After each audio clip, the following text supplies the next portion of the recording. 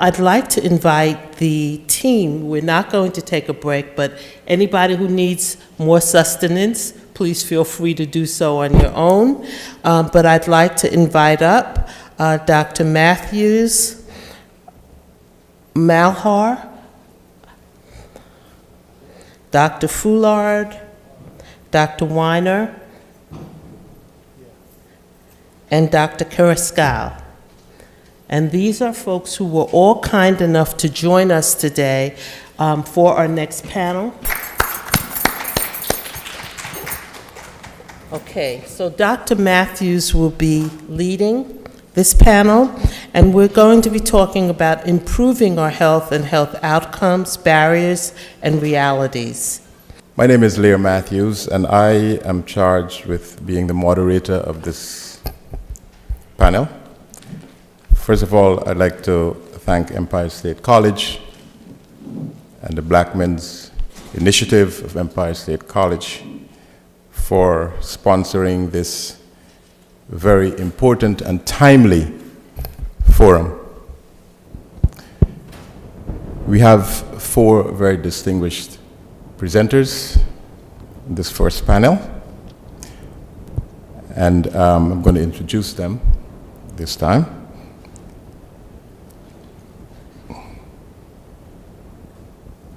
We have Malbar Akrawal, who's a student intern, Brooklyn Health Disparities Center. The second panelist is Dr. David Fullard, who's a visiting assistant professor and mentor, a faculty advisor for the Black Male Initiative, Empire State College, and a member of the Empire State College Foundation. Dr. Fullard will share his experience as a patient. Then we have Dr. Andrew Winner, Director, Department of Urology, Kings County Medical Center. And finally, we have Dr. Alvaro Carrascal, Vice President, Health Systems, American Cancer Society, Eastern Division. The way we will do this is that we will have the panelists in the order I presented them, give their presentations, and at the end of all of the presentations, we'll have questions from the audience. Thank you. We will start with Malabar Akwaral. Thank you. So this presentation, my name is Malhar Agrawal, and I want to talk to you today a little bit about cancer disparities. Okay, so to begin, we're going to talk about 2 case studies. So one of them is Aaliyah. She is an African-American woman, and there's Janet, who's non-Hispanic white. So Aaliyah is young at 38, and she has 2 children, and she's working. One day she finds a lump in her breast, and she wants to get a doctor's consultation. It takes her a few months to eventually get an appointment because problems with her work and her kids.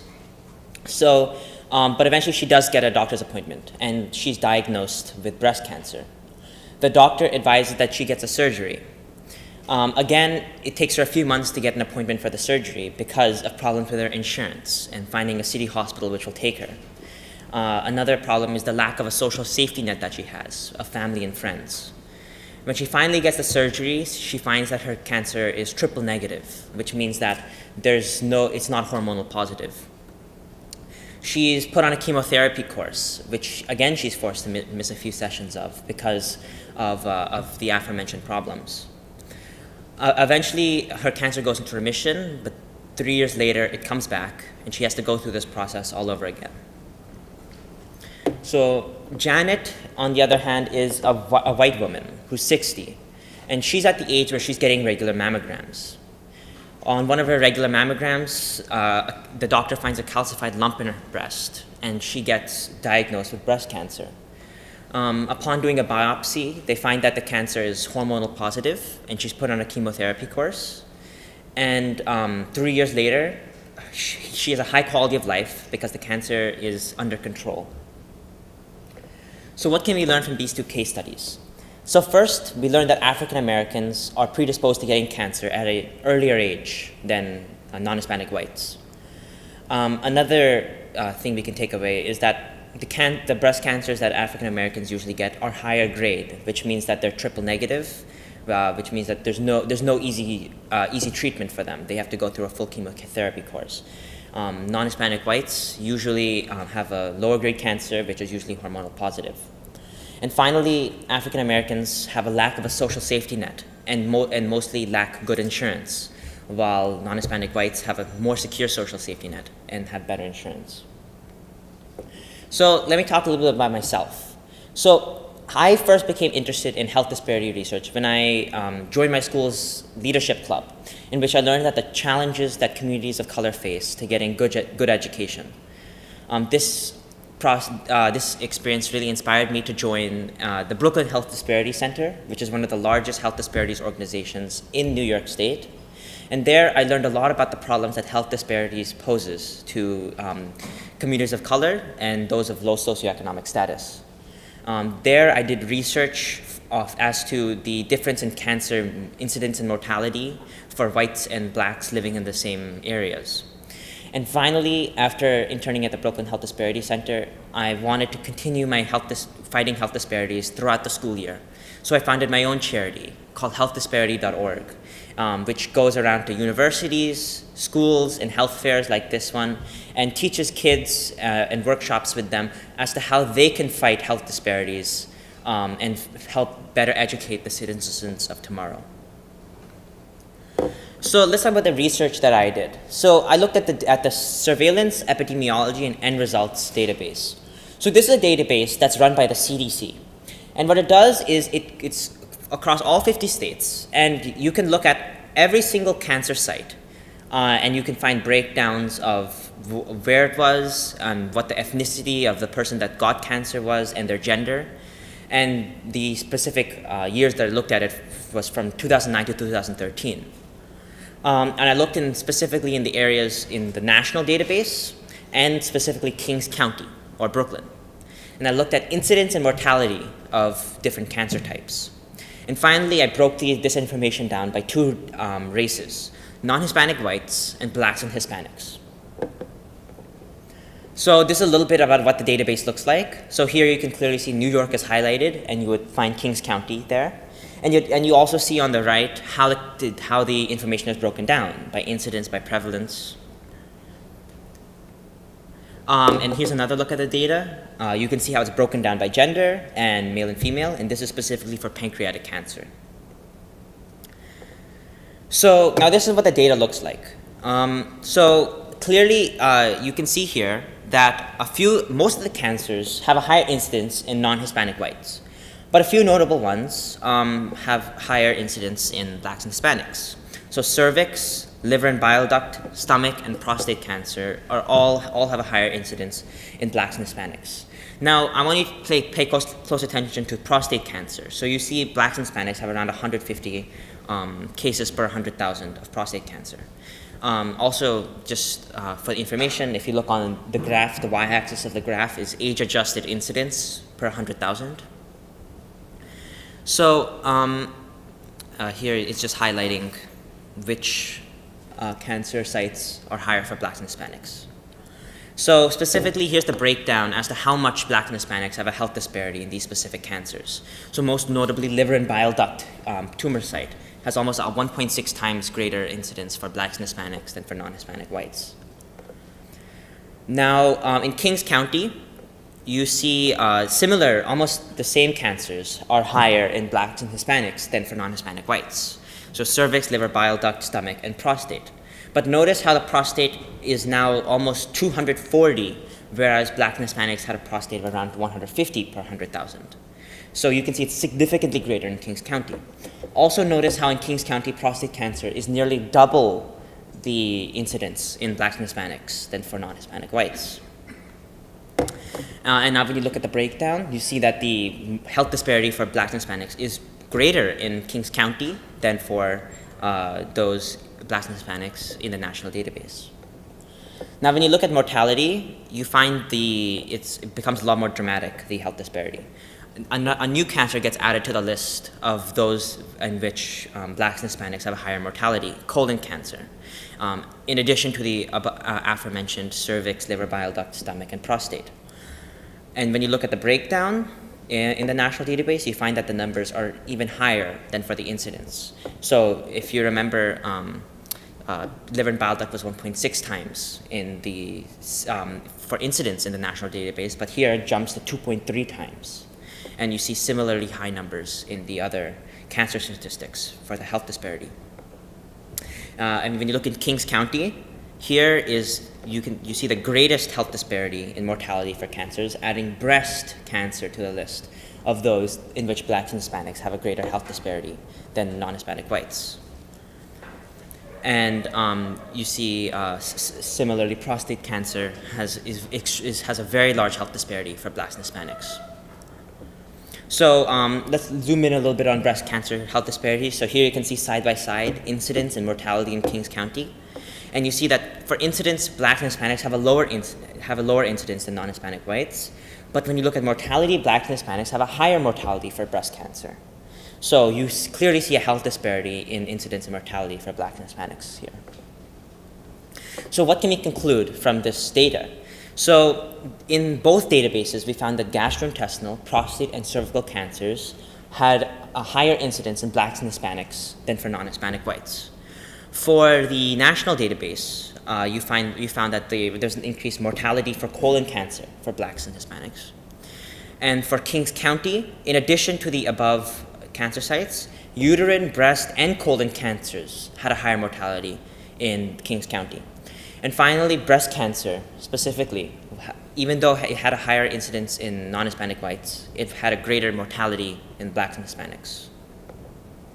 So let me talk a little bit about the charity that I run. So it's called healthdisparity.org, and as I said before, we go around to schools, universities, and we workshop with kids and teach them about the problems that health disparities pose to communities of color and those of low socioeconomic status. And we teach them how they themselves can help end the suffering that health disparity causes. And I encourage everyone to visit my site. That's it. I want to thank everyone for listening, and I hope that we can fight health disparities together.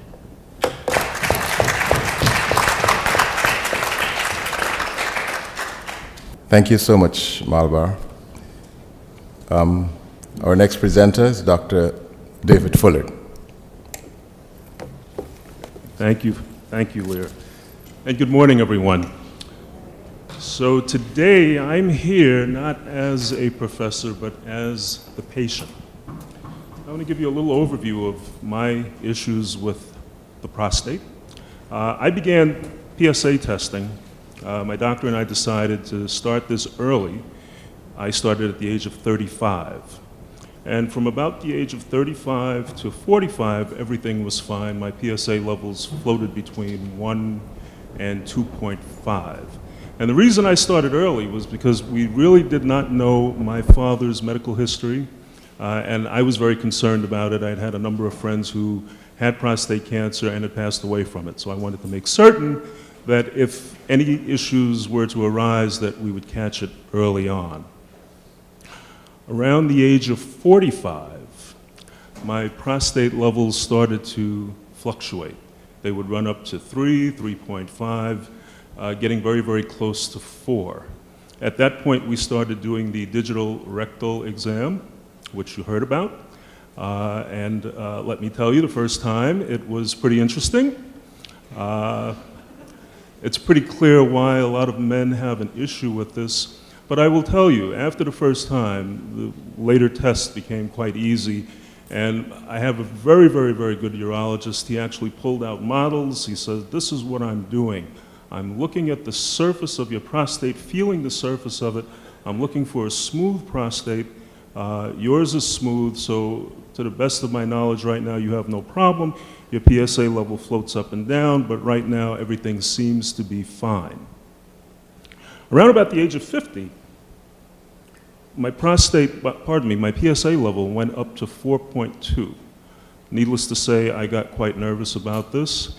and had a good sit-down talk with my doctor, and we decided on a couple of things. He said, the first thing we're going to do is we're going to do a sonogram, and we're going to take a look at your prostate to get an idea of what's going on. He did this, and you get the results immediately. Sat down in his office, and he says, your prostate looks fine. And I could hear it in his voice, looks fine. I said, well, what do you mean it looks fine? He says, well, I don't see anything. It looks perfectly normal.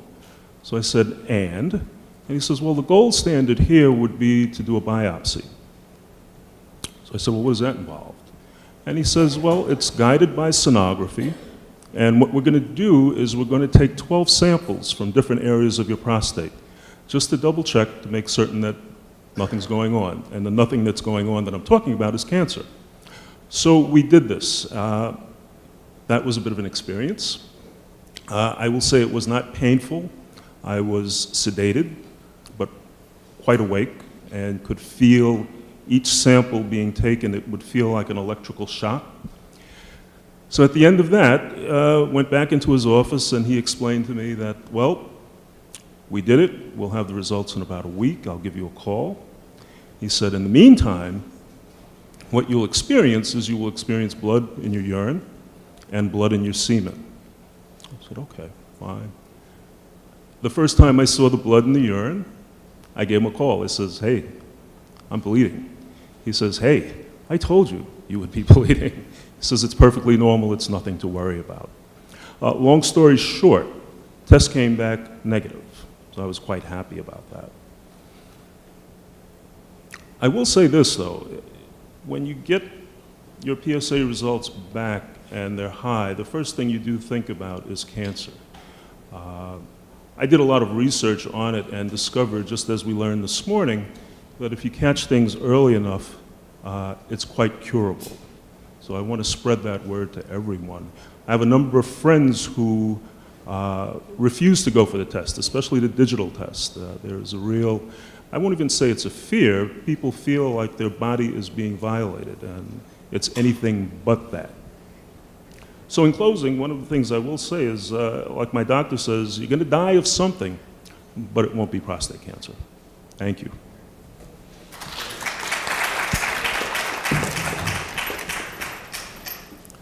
Thank you, Dr. Fuller. Our next presenter is Dr. Andrew Weiner. Thank you.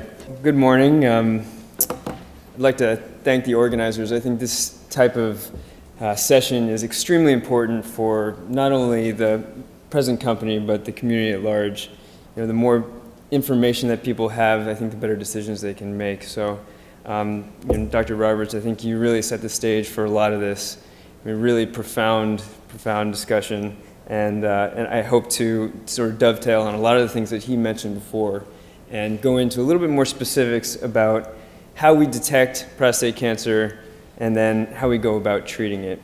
Now, I'll say that in 10 minutes, I've been charged with the task of discussing this in 10 minutes, and this is a topic that takes years and years to discuss. So, and I think that there's a lot of nuance to prostate cancer, and so to try and capture all of the information in a short presentation is impossible. So with that, we'll start. I am the Division Chief of Urology at Kings County Hospital, so I feel that a lot of our demographics are probably fairly similar to what is actually seen in the Bahamas. So we're seeing about 90% African Americans, about 10% non-Hispanic whites. So, I think that our issues are very real, and I think that they're similar to what Dr. Roberts is experiencing. Today on the agenda for my talk, we'll talk about prevention, early detection, diagnosis, some staging techniques, and then how we go about treating this disease. To just discuss a few things that Dr. Roberts had mentioned, some nutrition and lifestyle changes. We get asked every day, numerous times a day, Doc, what can we do to try and prevent prostate cancer? Is there anything I can do to prevent it? And any vitamins or supplements. And one of the vitamins that has been looked at fairly extensively is vitamin D. And unfortunately, the data is conflicting, but a few studies have shown loose correlations with lower risk of prostate cancer in the advanced setting with higher levels of vitamin D. Very difficult to discern how real or accurate the data is based on retrospective, non-randomized controlled trials. So take it with a grain of salt. But one thing that was shown was that multivitamins, a lot of patients think that if I have a little bit of something, it's good, but a lot of it's going to be even better. Well, that's not necessarily true.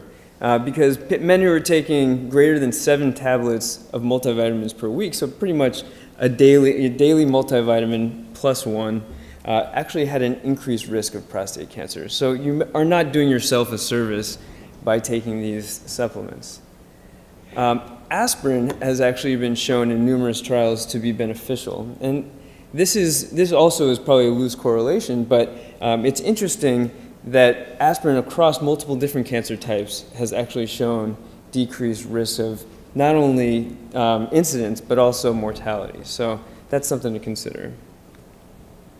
But most importantly, and Dr. Roberts really kind of honed on this and drove this point home, the key is to have a balanced lifestyle and balanced diet.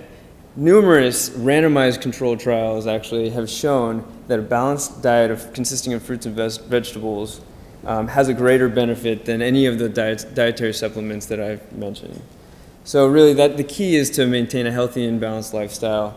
The Roberts dictum, I think he mentioned. So we'll go with that from here on forward. Everybody live a healthy lifestyle. Early detection of prostate cancer. So back in the early 80s, up into the mid 80s, prostate cancer was primarily detected based on symptoms of inability to urinate and blood in the urine. PSA was invented and started to be used in the late 80s. And since that time, it's become widespread, and it's used in pretty much every healthcare setting for men starting pretty much at the age of 50. And since that time, we've seen a dramatic decrease in mortality of prostate cancer, starting around early 90s and then down into the late 90s. But the problem with PSA is that it's not a perfect screening tool. The average level for PSA differs based on race and ethnicity. So African American men have on average about a 2 nanogram per deciliter higher PSA than a non-Hispanic white. So if an African American man walks into the office and the urologist or whoever the treating physician is may not be aware that a PSA of 4.2 may reflexively trigger a prostate biopsy, but there is morbidity associated with biopsies, as was mentioned earlier: infections, sepsis, blood in the urine, blood in the stool, etc. And the negative predictive value for PSA less than 4 is about 85%. What that means is that if your PSA is less than 4, you have about an 85% chance of not having prostate cancer. But to me, what that says is that you have about a 15% chance of still having prostate cancer. So it's really not a perfect tool. It can be as high as 13. For instance, my father, his PSA is 13. He's had 4 biopsies, all negative. But we have men, as Dr. Roberts mentioned, with PSAs in the 1 to 2 range who have what we call burnt out cancers, who have extremely aggressive Gleason 9, Gleason 10 advanced prostate cancer, and their PSAs are low. So not a great detection screening tool. So a number of tests have actually been discovered. These are blood tests that are used to supplement the PSA. One is called the PHI, and the other is the 4K test score. The 4K was pioneered at Memorial Sloan Kettering, where I did my training, and both of them combine other products that are associated with PSA. So PSA is a protein, and the PHI and the 4K score add in 3 different proteins in addition to the PSA to increase the ability to accurately detect cancer based on a blood test, so that we're reducing the number of negative biopsies and not exposing men to the risks associated with it. And the PCA3 test is another screening tool, and that's a urine test that's done after a prostatic massage. So you do the rectal exam, that we've all been talking about. I have to say that I'm the one who's doing them, and I can tell you that it's not fun from the provider standpoint either. So the patients don't like it, the doctors don't like it, but it's absolutely necessary. But the PCA3 is a urine test that's done after the rectal exam, and that helps detect blood tests it helps detect prostate cancer in the urine a little bit better. So how do we diagnose it? We discussed, Dr. Fullard mentioned his experience with the transrectal ultrasound-guided biopsy. This is the gold standard for diagnosing prostate cancer. So we take an ultrasound probe, we go in through the rectum, not fun, again, not fun for the doctor or the patient, and we generally take about 12 samples from the prostate. And we guide it through by ultrasound, so we're taking them in particular segments of the prostate. However, it's not perfect. It's not completely accurate. So there is sampling error. And now we've actually started, in the last 5 or so years, they've come out with software where you can take an MRI and then fuse it with the ultrasound. And basically you can come up with, as you can see here, I'm not sure how well this is going to try, but you can see in the top panel here, there's arrows pointing to a suspicious lesion in the posterior aspect of the prostate. And with the fusion software, you can actually come up with the particular target lesion and then focus your prostate biopsy on that lesion. And then you'll also take random sampling of the prostate to get because prostate cancer is multifocal in about 30 to 40% of cases. So you want to make sure to sample the rest of the prostate as well. But in this fashion, you can more accurately target the area of interest. So how do we stage this disease? Well, for most patients, if their PSA is relatively low, less than 20 actually per our guidelines, and their biopsies are consistent with low risk or intermediate risk disease, they don't need any systemic staging scans like a CAT scan or bone scan. But nowadays, with the advent of multi-parametric MRI, what we can do is we can use an MRI to help guide our treatments. So it can pick up areas of the prostate that may look more concerning than we may have missed, I guess, on the biopsy, or if it's starting to spread outside of the prostate into the periprostatic fat, then what we can do is it can help guide our surgical treatment. So you can see here, there's 4 panels at the top. That's the T2 weighted image and MRI. It doesn't really depict all that well, but there's an area of hypodensity, a small black spot on the prostate, and that's the area of concern. And then in the other 3 panels, you can see in diffusion weighted imaging and a couple of the others, it lights up. And that's based on the different metabolic patterns of prostate cancer versus the regular prostate. And now in aggressive disease, PSA is over 20, Gleason score is 8, 9, 10, you want to make sure that the prostate cancer hasn't spread elsewhere in the body. That's when you're going to get a CAT scan and a bone scan. And this is an image of a bone scan of a patient who's got widely metastatic disease. You can see the black spots on his skeleton represent areas of prostate cancer that has spread to the bone. That's a big problem, obviously. At this point in the game, surgery is not an option. We just essentially treat these patients with hormonal therapy and turn it into hopefully a chronic disease, as Dr. Roberts mentioned. And at this point, cure is really not an option. So the treatment strategies that we discuss with patients who are diagnosed with prostate cancer really depend on the prostate cancer type itself. So in low risk disease, we now offer what's called active surveillance, as was mentioned earlier. And this is a strategy where we don't just do nothing, but we actively surveil these patients with routine PSAs, biopsies every 2 to 3 years, and occasionally we'll do MRIs just to make sure that we're not missing anything more sinister. However, for patients who have more aggressive disease, like intermediate or high-risk disease, we'll offer these patients either surgery, radiation, or there are a few newer experimental approaches like high-frequency ultrasound or cryoablation. And we'll go into a few of these. I'm not going to discuss active surveillance any more than what I've already mentioned. We'll talk a little bit about surgery. There are two different approaches to surgery. There's the traditional open approach where we make an incision about 8 centimeters in the lower abdomen. And then there's a newer approach using a Da Vinci robot. So it's a tool that's used for laparoscopic approach where you use the robot to hold your instruments and the surgeon is guiding those robotic arms. Now you can see in the lower panel, the surgeon sits at the console, which is off to the side, while the robot is actually docked on the patient with a bedside assistant. Now this is a very nice technique, and I'll highlight a couple of the advantages to robotic surgery. There's less pain, less blood loss, shorter hospital stay, some better visualization, and it's a little bit easier on the surgeon. However, it's extremely expensive. It's about $2 million to purchase for the hospital and about $1 million for upkeep each year. It also is associated with longer operating times, and there's a longer learning curve for it. So there are some downsides. And then randomized trials that have compared robotic versus open prostatectomy, they've shown that as far as controlling the cancer itself, they're equivalent between open and robotic. And the functional outcomes, meaning urinary and sexual function after surgery, are equivalent between the two.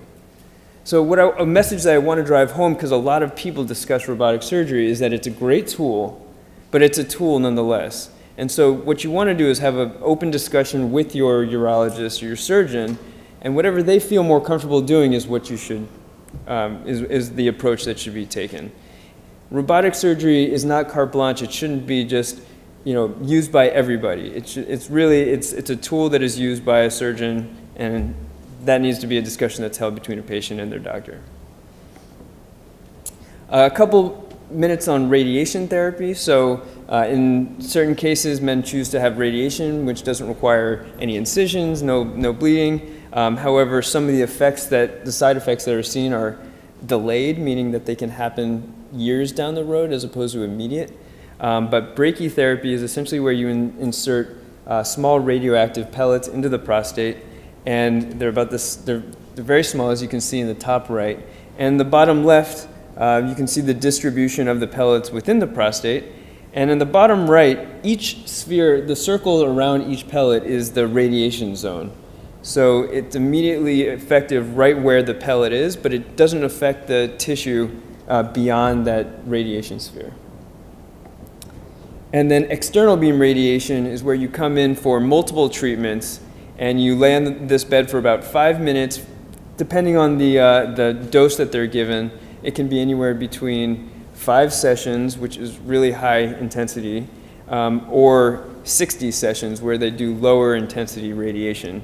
And this is the radiation planning on the right. And what you can see is that they focus their radiation beams directly on the prostate, trying to minimize damage done to surrounding tissue. So the red and the pink are the hot spots where the radiation focus is the hottest.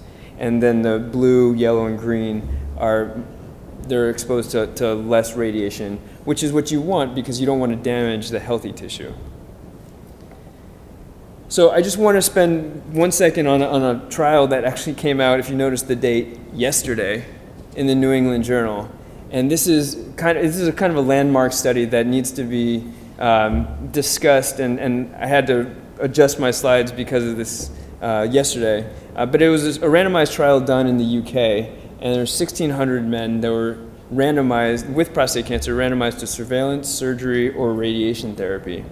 And it was a 10-year follow-up, so still kind of short follow-up. Because as Dr. Roberts mentioned, prostate cancer is slow growing. So even at the time of diagnosis with metastatic disease, meaning advanced outside of the prostate, these patients still have roughly a median of 10 years survival. So 10-year follow-up is still actually not that long. So we need to see what's going to happen later on. But at 10 years, what they found is between the 3 modalities, there was no difference in prostate cancer-related death. Furthermore, there were significantly more patients who developed metastases in the surveillance arm, which you would expect. If you're not doing anything for the prostate cancer, they're more likely to have spread of disease, but it wasn't actually that substantial. And then surgery had the greatest effect on sexual and urinary function, and radiation had the most effect on bowel function. So these are things to keep in mind when you're guiding your patients and what I discuss with patients. And I think this is a really important trial that needs to be highlighted. I'm happy to take questions at the end. One thing I do want to mention with regards to prostate cancer screening, I have a hard time listening to a lot of the discussion that's going on regarding the controversy of PSA, because in our population, patient population, a lot of it doesn't apply. The PLCO and the ERSPC trials that Dr. Roberts mentioned, the two landmark trials in Europe and America, the representation of African Americans was less than 2%. And so how applicable these screening trials are to our patient population is, I can't actually say, because we don't know. But even in the catchment areas that they were getting patients from, they were underrepresented, and so we can't draw any conclusions. All I know is that I'm seeing patients walk in my door with PSAs of 1,500. You know, normal is less than 4. I'm saying 1,500. You know, so this is a big problem. And so I would encourage all primary care providers to continue to screen with PSA, and then have a discussion with the patient, you know, what to do from there. Thank you.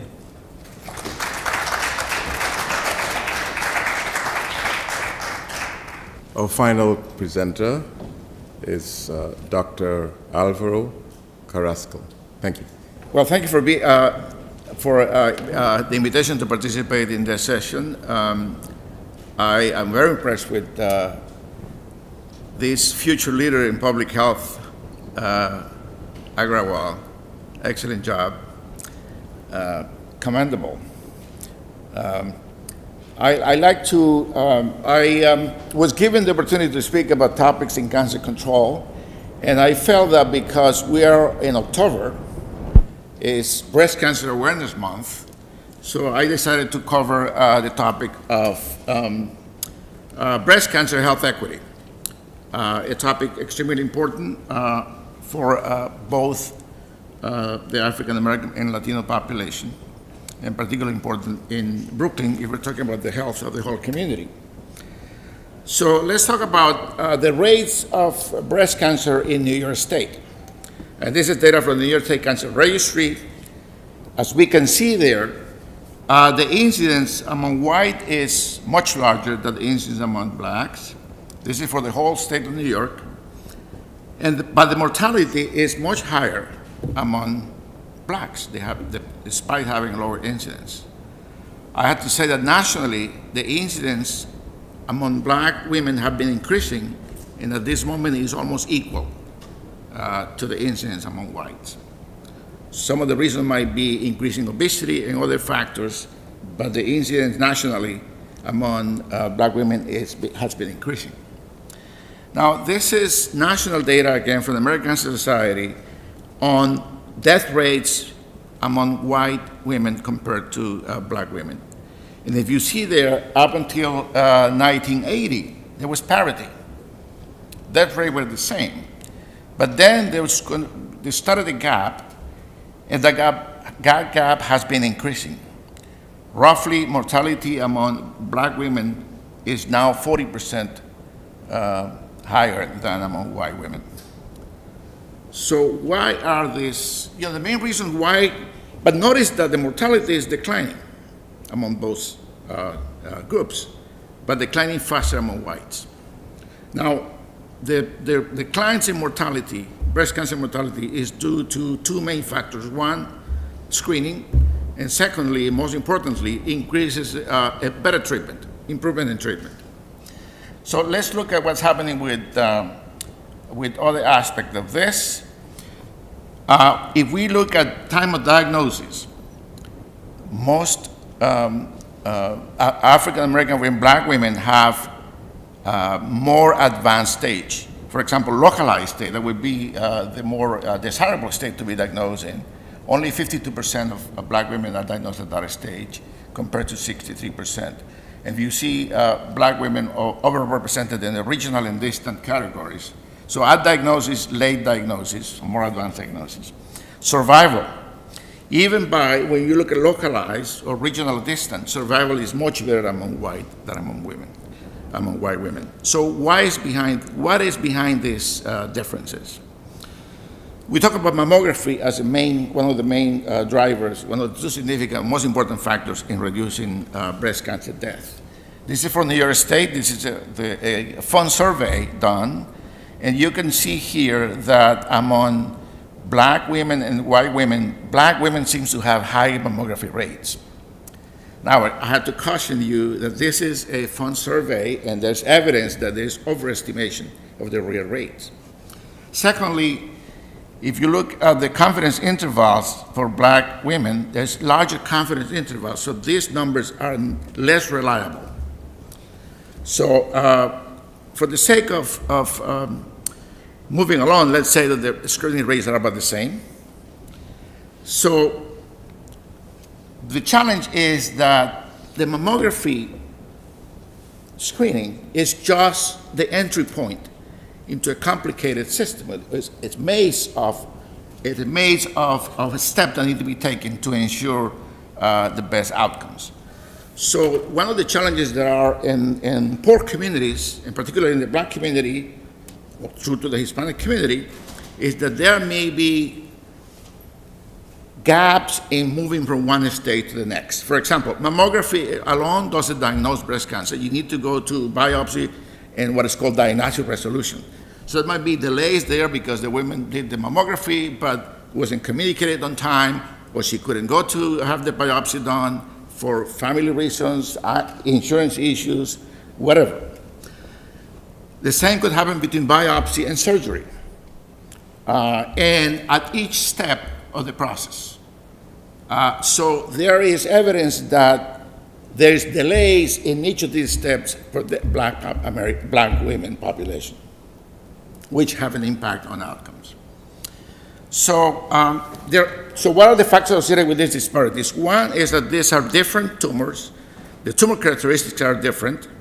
They're more aggressive, more resistant to treatment, and it has been shown, studied that triple-negative tumors who are more difficult to treat are twice more prevalent among black women than white women.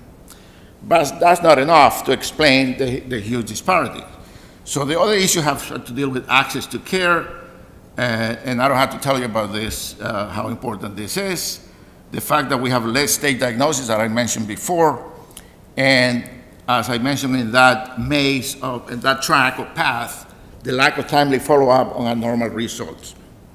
So also, black women are less likely to receive high-quality care, optimal care, and on a timely basis.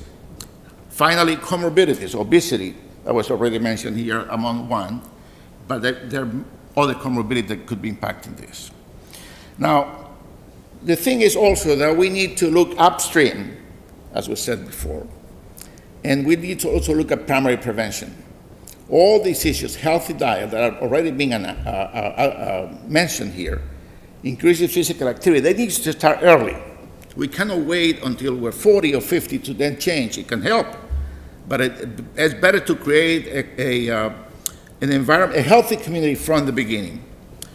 The challenge is that all these measures, alcohol consumption, tobacco, increasing breastfeeding, etc., require healthier communities, the involvement of the community, the role of poverty or social determinants of health, the availability of healthy food in our neighborhoods, and places to exercise. All these things need to be addressed at the community level by multiple stakeholders that need to be engaged in this process. We believe in American society that zip code is more important than genetic code, because all these social determinants have more importance, more relevance than the genetic code. And look at this data from New York City, released recently, the Vital Statistics Summary of New York City. Life expectancy at birth, Brownsville have the lowest life expectancy, followed by Bed-Stuy, while people living in Tribeca, Battery Park have the highest. So it is clear that The health of an individual is determined by the community where he or she lives, by the factor related to education, income, and the degree to what that community embraces and supports healthy living. And this is a responsibility for all of us to be involved in this process, not just the ability to access care and to provide the best health care available. These are the true determinants of health, that where we work, where we eat, play, and pray, build the foundation for our good health or contribute to the poor health. Finally, I just want to close by bringing this document to your attention. This is perhaps, in my view, the most authoritative source of cancer information among African Americans, cancer facts and figures for African Americans, available at our website, cancer.org. I encourage you to use it and disseminate it. Thank you very much.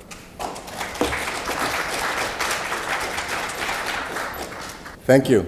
Okay, so we'll have a few questions from the audience, but let me just briefly try to sum up the presentations. The first presentation was by Malabar, who looked at health disparities by ethnicity. It was quite revealing, and it was really great to see this young man doing such important work in the health field. He ended by making a point about the importance of education, health education, and that's very important. Thank you. Dr. Fuller gave the patient's perspective, very important, and he talked about a correlation between age and prostate testing. He emphasized the importance of communication between doctor and patient. Ask questions and try to have a mutual understanding of what's going on. So important. The importance of asking key questions, very important. The fears, he talked about the fears, and doing your own research. Key points. Dr. Winner discussed prostate health and looked at some of the prevention, the advances and detection, both detection and treatment. Also examined demographics, looked at some real facts about diet and lifestyle, ethnic disparities also, and he talked about the inconsistencies with detection and specific treatment advances, and the difference between robotic surgery and other types of surgeries. Dr. Carrascal presented us with topics in cancer, specifically focusing on breast cancer, looking at the rates, the detection, incidence, mortality, ethnic variation, again, difference in screening rates, challenges and disparities, and the correlation between communities and health status. And it was really great to see how all of the presenters drew from Dr. Robbins' opening presentation. And now the floor is open for questions and discussion. Thank you.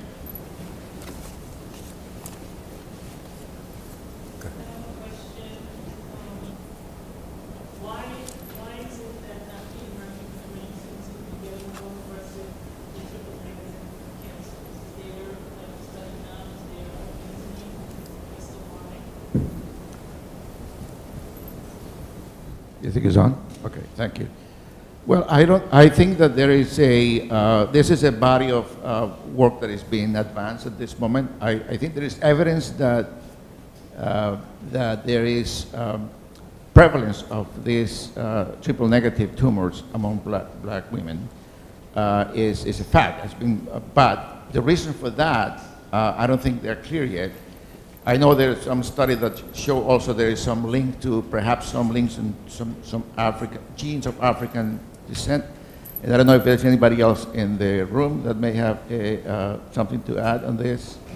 But I would say that I think this is still an area of inquiry.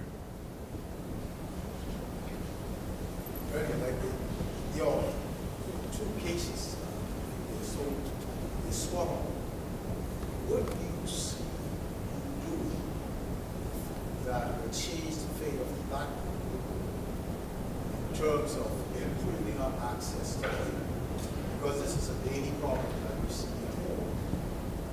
And secondly, how do you know it isn't that she actually likes the fact that she's not getting the attention as well? It's not really a matter of increasing capacity. But now she has an excuse to say that she tried, but she couldn't get any help. How do you know which one is affecting most? The fact that she's denying this and having praying. Some of them at home, big problems, they go pray. God is sending those not getting access.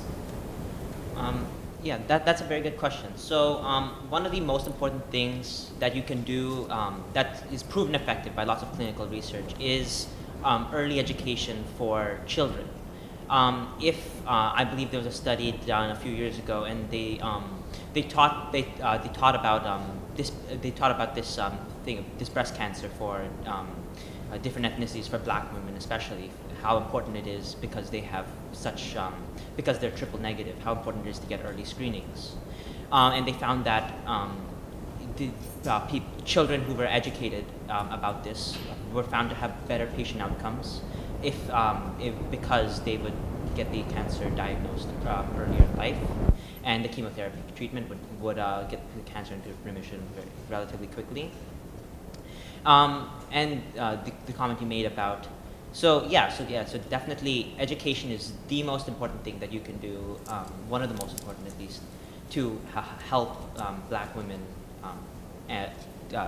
get cancer diagnosed, get cancer diagnosed very quickly. And your comment about the praying, that's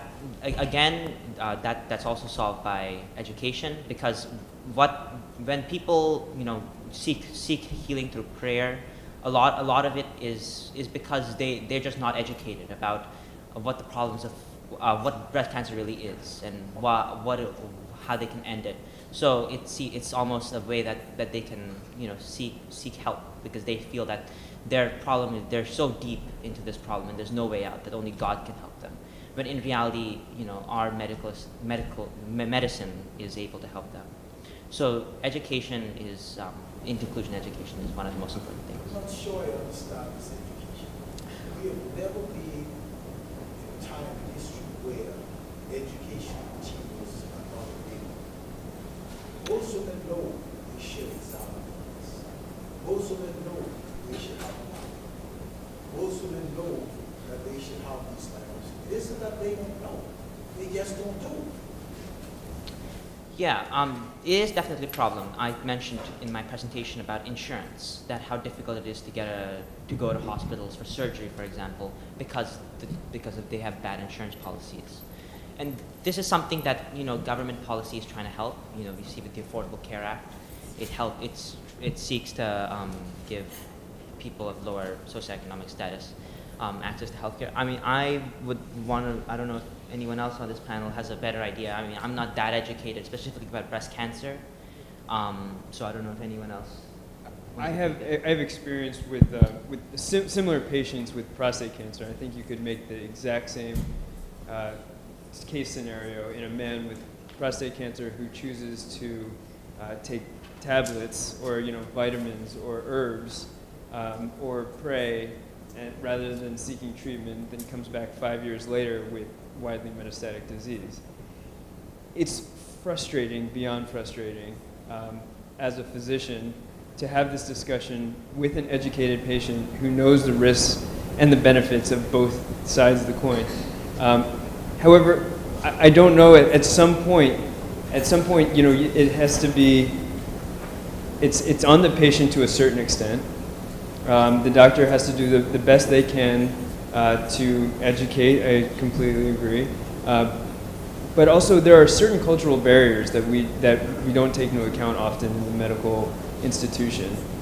When you go down to countries and NGOs in particular, try and go in and enforce their beliefs and institute policies and such, they don't often take into account the cultural nuances in specific areas. So I think one thing that we have to do is be not only provide education, but also cultural awareness and somehow integrate the two together. And at the end of the day, the patient has to make a decision. And just piggybacking on that, I know with the black community, if you approach the church and the folks that are in the church, they often can explain certain things to their parishioners that may resonate more than coming from a doctor.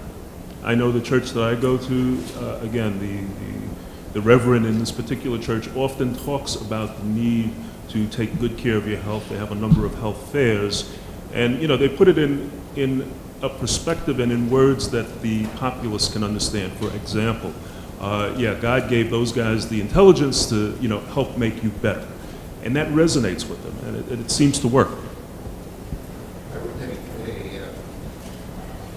I would take a larger view of the problem and not focus on just the education on a specific problem in particular. But looking at the long term, I think we need to improve the education of our communities broadly, achieving academic achievement, better education. There is nothing that impacts health, total health, than education. So the more that we promote better education system, better performance in the schools, better enrollment, better academic achievement, looking upstream, that's how we're going to find the best impact on our health outcomes.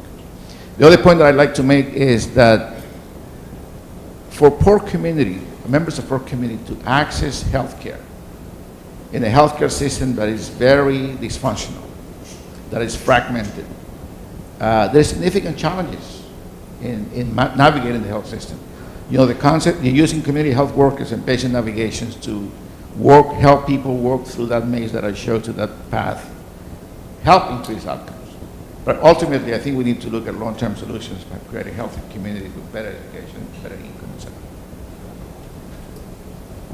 Because we're streaming, I'm going to bring it. So I agree education is absolutely important. I would also say that I think you're all thinking of education starting at the grade school or high school or university level education, but primarily at grade school and high school level. I'd point to Ireland to you as a really good example of how it works there. The Irish government about 15 years ago now decided that every woman in the country, which has a population just slightly larger than Kings County, by the way. It's 3 million. It used to be 5, it's gone down. But every woman in the country is now scheduled by an organization called Breast Check Ireland, which is government funded. Every woman in Ireland over the ages of 35 is scheduled for a mammogram every 2 years, by the government system. And it's become they're very highly educated, and when they go in, it's not just go in and get a mammogram, it's go in and get a mammogram and explain why they're doing it. And the number of patients that are going back every year, because it's also paid for by government mandate, doesn't cost the patients anything. They've got an 85% rate of people going back on a regular basis now. And they're finding that the rates of detection of early stage disease is actually much better than it used to be before the start of the program. There's a lot of issues with all of that, but it actually does work if it's mandated. Instead of asking the woman to make the appointment, having somebody else in an organization make the appointment with her and schedule around things like daycare makes it much easier to do than leaving a woman to do it. And I think it's well known in the Hispanic community. Very often, the mother of the family will never go to get help. They'll get everybody else to get the kids into health care, the husband into health care to have their prostates checked. She won't go for breast check. And this is one of those issues that is actually a question of education. I think that the government has to actually ultimately take, or other non-governmental organizations need to take a lead in scheduling these systems, using a very effective data set to actually know who is in your population. Thank you.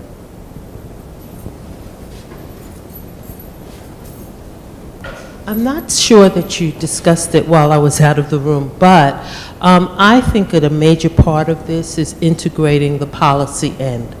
And I think the education needs to begin in the schools from the time children enter school, that you begin to boil information down in such a way that they begin to learn about health issues. I'll never forget that when I was a child, they just started to talk about lung cancer due to smoking. And I mean, literally, I was very impressed. So I was having nightmares about, you know, cancer and what it could cause and all of that. But I think if we had more information broken down at different levels of education, and where the policy was to really inform people about health as they grow up, that we'd be in much better shape. This is a very rich conversation. One of the things that we know historically from community organizing that has worked is community campaigns. It's difficult to keep these funded all of the time, but they work. And we know that community health outreach workers are very effective in getting patients back in and going out and getting them for follow-up when it's needed. But we don't seem to be able to maintain those types of intervention models large scale. And I've seen it work in small communities such as in the Bayview Hunters Point community in San Francisco, where the community owned it. They had their own door-to-door campaign. They weren't funded initially. They ultimately did get funding from the city and county, but they decided it was on them to go door to door to educate women about the importance of mammography and the importance of timely and adequate follow-up of abnormal screening tests. So it's about, for me, having a stronger sense of community, that the community owns the problem. Part of that is being able to identify who in the community are the community organizers. Is it the churches? Is it the masjids? Is it the social organizations? And then in New York, you have another layer of uniqueness because the communities are very ethnically organized. So organizing around those ethnicities and being able to speak directly to the fears and the cultural barriers and the perceptions of disease risk that create those unique barriers within those unique communities. I would add one more layer to it, is distrust of the medical institution. And I think that is something that's much more prevalent than we seem to acknowledge. But I have a number of patients who just generally come in with the disposition that what we're trying to do is move forward our own agenda rather than looking out for their best interest. And so that's another layer that we have to sort of work through initially to try and get to the root problem. Thank you. Any other questions?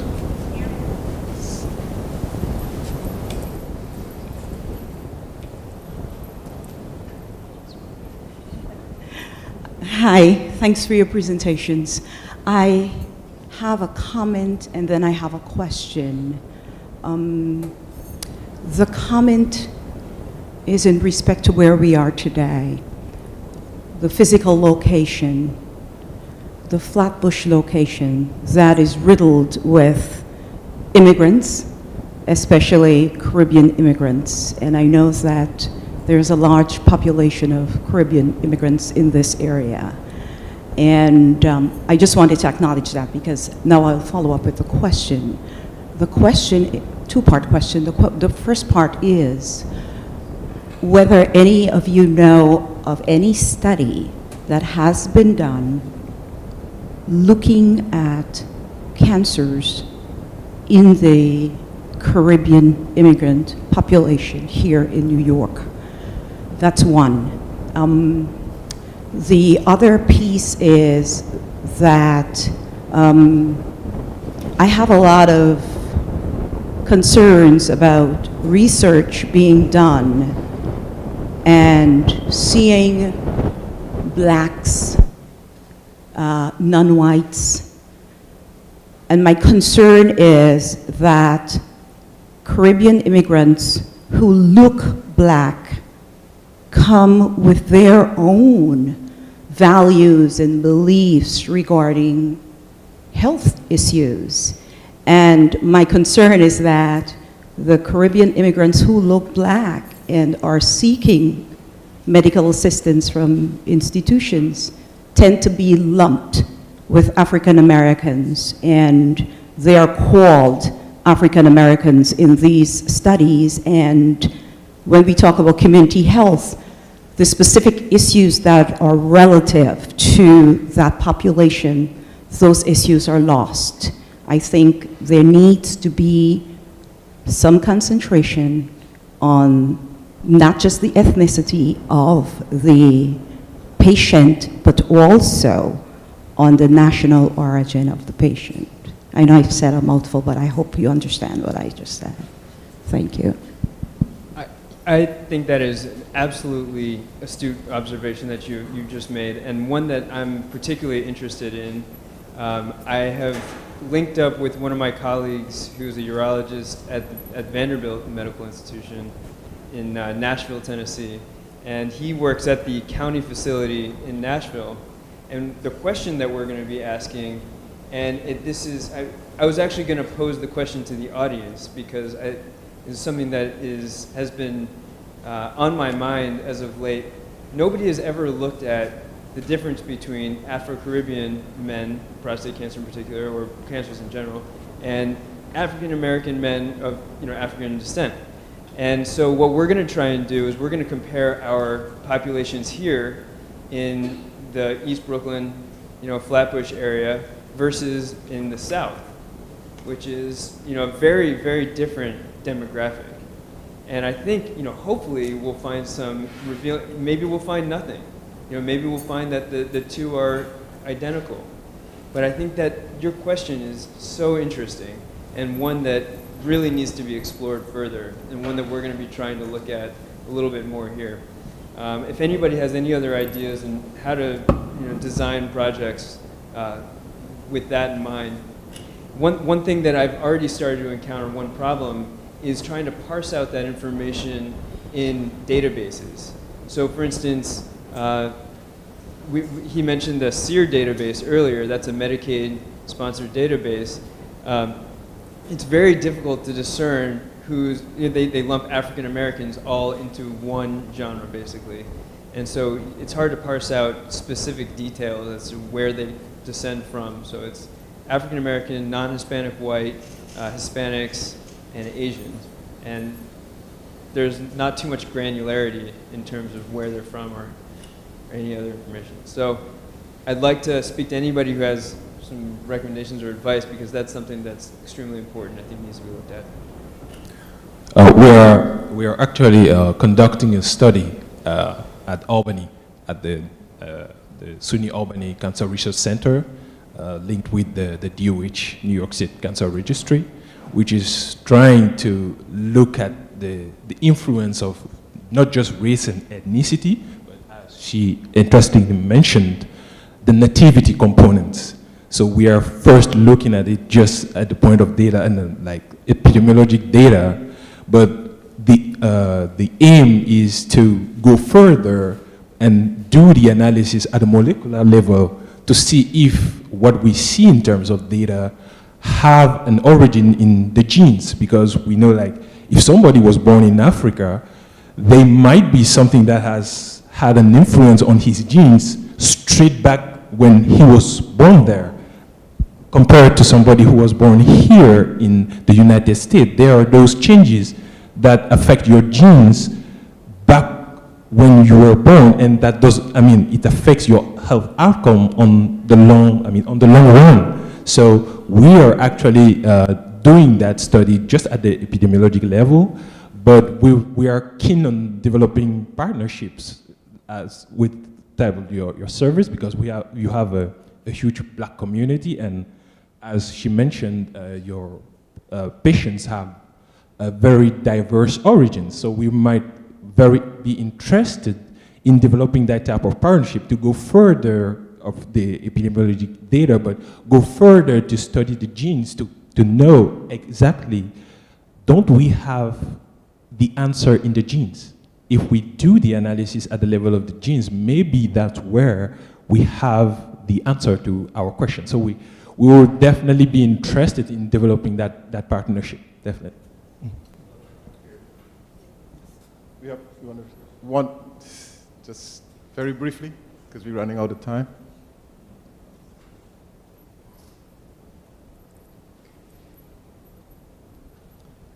Thank you to all the panel.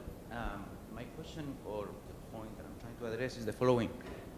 Including Dr. Roberts earlier, the issue is that once you are able to have the diagnosis for prostate cancer, we still have the duality whether that cancer is indolent or aggressive.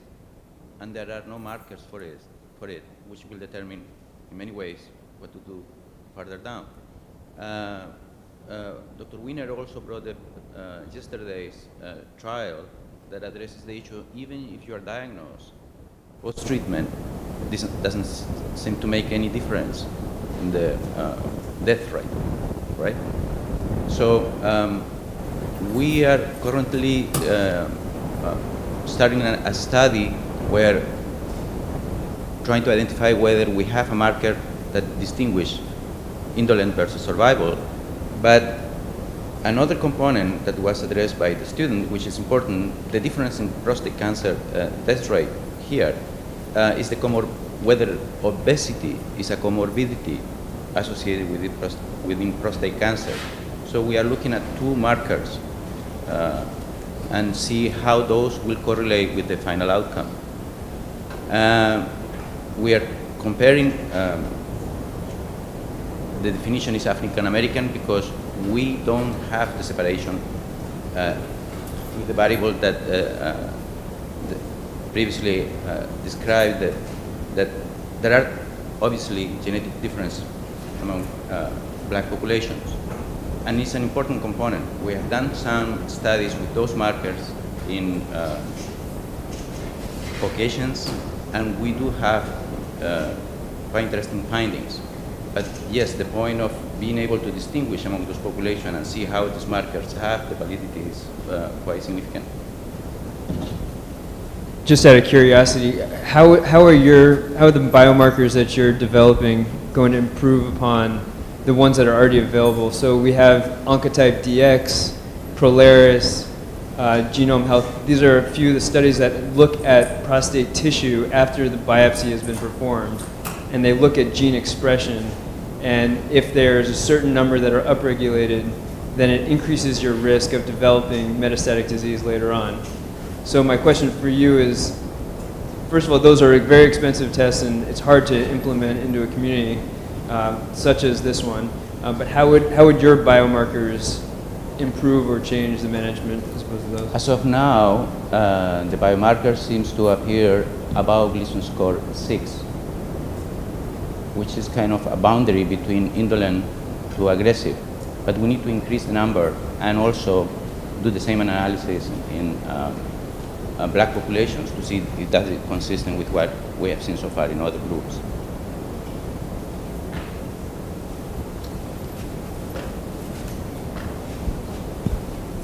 Thank you. Okay, so that's the end of this panel. Would you join me in giving a round of applause?